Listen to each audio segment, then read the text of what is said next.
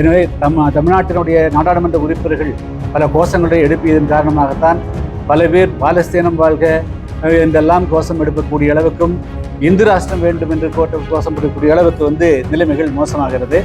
எனவே national testing agency இப்பொழுது இருக்கக்கூடிய அந்த அமைப்பு முற்றாக நீக்கப்பட வேண்டும், கலைக்கப்பட வேண்டும். நாடாளுமன்ற சட்டத்தின் மூலமாக மட்டுமே அது அமைக்கப்பட வேண்டும் என்பது என்னுடைய வேண்டுகோள் ஆகும். தனியாக பயிற்சி மையங்கள் என்று எதுவுமே அவசியமே இல்லை. பள்ளிகளிலேயே இதற்கான பாடத்திட்டத்திலேயே இன்டகிரேட்டட், அதாவது 8ஆம் வகுப்பிலிருந்து அல்லது 9ஆம் வகுப்பிலிருந்து அந்த பாடத்தோடு இணைந்து சொல்லிக் கொடுத்தால் மாணவர்கள் எளிதாக தேர்ச்சி பெற்று என்சிஆர்டி சிலபஸை நான் முழுமையாக புரிந்து கொண்டு பிடித்தேன், வெற்றி பெற்றேன் என்று சொல்லுகிறார்கள். எனவே இது பள்ளி தனியார் பயிற்சி மையம் வைக்கிற போது இது எப்படியாவது மீண்டும் இதில் ஊழல் வந்துவிடும், தவறுந்துவிடும்.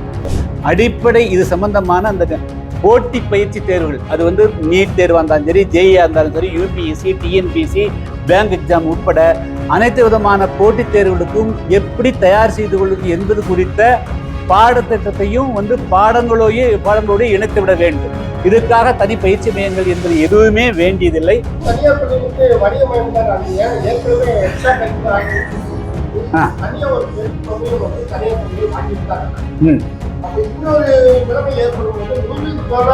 இல்ல இது இல்ல அது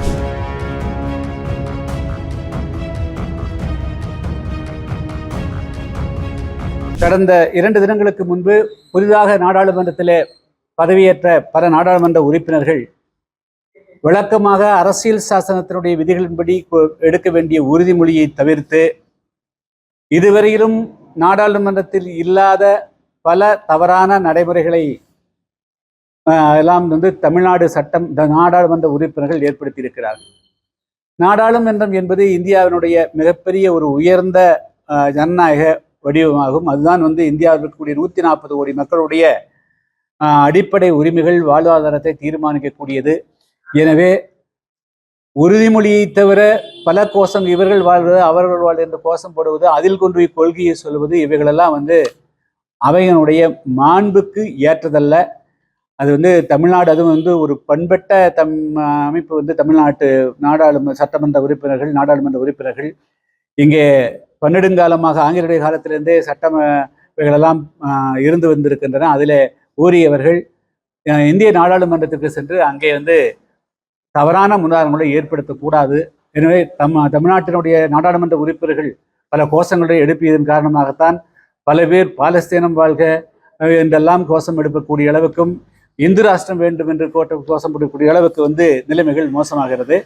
கடந்த மே மாதத்தில் இந்தியாவெங்கும் ஏறக்குறைய 22-23 லட்சம் மாணவர்கள் நீட், அதாவது மருத்துவ படிப்புக்காக நுழைவுத் தேர்வை எழுதினார்.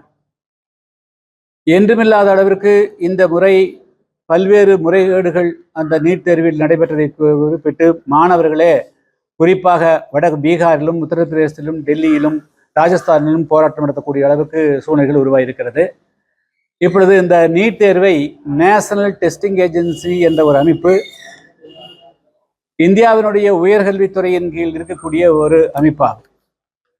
ஆனால் இந்த அமைப்புக்கு ஒரு ஸ்டாச்சுட்டரி, அதாவது அரசியல் சாசன பாதுகாப்பு இருக்கிறதா அல்லது இந்தியாவினுடைய நாடாளுமன்றத்தின் சட்டத்தின் மூலமாக இந்த அமைப்பு உருவாக்கப்பட்டதா என்று சொன்னால் இல்லை. இது வெறும் ஒரு சொசைட்டி ஆக்ட்,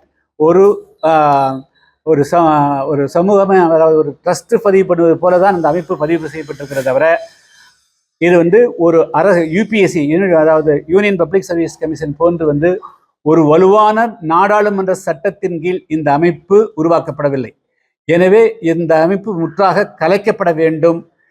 லட்சக்கணக்கான கோடிக்கணக்கான மாணவர்களுடைய எதிர்காலத்தை தீர்மானிக்கக்கூடிய அமைப்பு சட்ட வடிவம் பெற வேண்டும், சட்ட வலுப்பெற வேண்டும். அப்பொழுது மட்டுமே மாணவர்களுடைய எதிர்காலம் பாதிக்கப்படாமல் இருக்கும் நம்பிக்கையோடு அந்த தேர்வை எழுதுவார். எனவே நேஷனல் டெஸ்டிங் ஏஜென்சி இப்பொழுது இருக்கக்கூடிய அந்த அமைப்பு முற்றாக நீக்கப்பட வேண்டும், கலைக்கப்பட வேண்டும். நாடாளுமன்ற சட்டத்தின் மூலமாக மட்டுமே அது அமைக்கப்பட வேண்டும் என்பது என்னுடைய வேண்டுகோள் ஆகும். மத்திய அரசும் சரி, மாநில அரசும் சரி, இதை நீங்க சொன்ன மாதிரி வணிக ரீதியா கொண்டு போறாங்கிறது பல விதத்திலையும் குற்றச்சாட்டுகள் எடுத்தாங்க. சரி, ஏன் இவங்க ஒவ்வொரு மாவட்ட தலைநகரங்களையும் மையமாக கொண்டு நீட் பயிற்சி மையம் மற்றும் இலவசமாக, அதாவது அரசு பள்ளியில் படிக்கக்கூடிய மெட்ரிக் பள்ளியில் படிக்கக்கூடிய மாணவர்களுக்கு இலவச நீட் பயிற்சி மற்றும் இலவச மத்திய அரசு பள்ளிகளுக்கான பயிற்சி மையங்களை துவங்கக்கூடாது. அதாவது இல்ல, இதுல வந்து நீங்க கேட்ட கேள்வி சரியான கேள்வி. தனியாக பயிற்சி மையங்கள் என்று எதுவுமே அவசியமே இல்லை. பள்ளிகளிலேயே இதற்கான பாடத்திட்டத்திலேயே வந்து இன்டகிரேட்டட், அதாவது வந்து 8ஆம் வகுப்பிலிருந்து அல்லது 9ஆம் வகுப்பிலிருந்து அந்த பாடத்திட்டத்தோடு இணைந்து சொல்லிக் கொடுத்தால் வந்து மாணவர்கள் எளிதாக தேர்ச்சி பெற்று விடுவார்கள். நீங்கள் பல மாணவருடைய பேட்டி பார்த்தீங்கன்னா அரசு பள்ளியில் படித்தவர்களே வந்து என்ன சொல்லியிருப்பாங்க, பெண்கள்லாம் பார்த்துருப்பீங்க, என்சிஆர்டி சிலபஸை நான் முழுமையாக புரிந்து கொண்டு படித்தேன், வெற்றி பெற்றேன் என்று சொல்லுகிறார்கள்.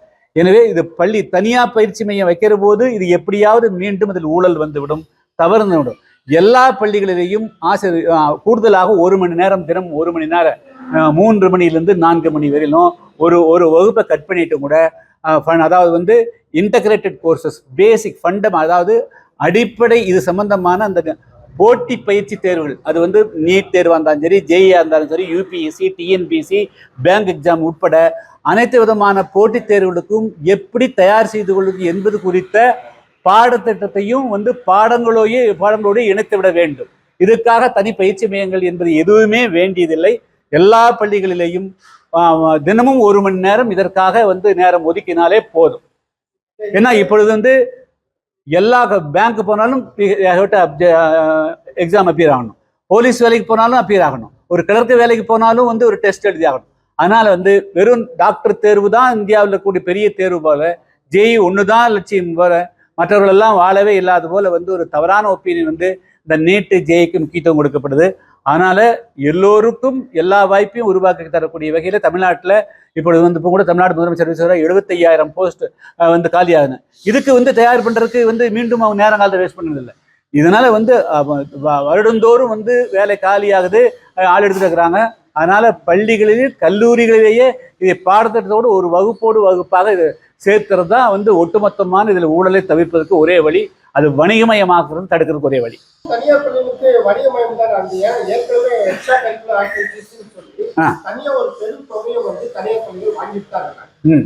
அப்ப இப்படி ஒரு நிலைமை ஏற்படும் போது மீண்டும் இல்ல இது வசூலிக்கக்கூடிய ஒரு சூழ்நிலை இல்ல அது இல்ல, அரசு பள்ளிகளிலேயே அதை செய்யணுங்கிற. அரசு பள்ளிகள் தனியார் பள்ளிகள்ல ஒரு வகுப்பு, ஒரு கிளாஸ் 8 பீரியட்ல ஒரு வகுப்பு வந்து இதுக்காக இருக்கணுங்கிறது கட்டாயமாக எல்லா பள்ளிகளிலும் வர்றபோது இதுக்காக யாரும் தனி கட்டணம் வசூலிக்க வேண்டிய அவசியம் வராது.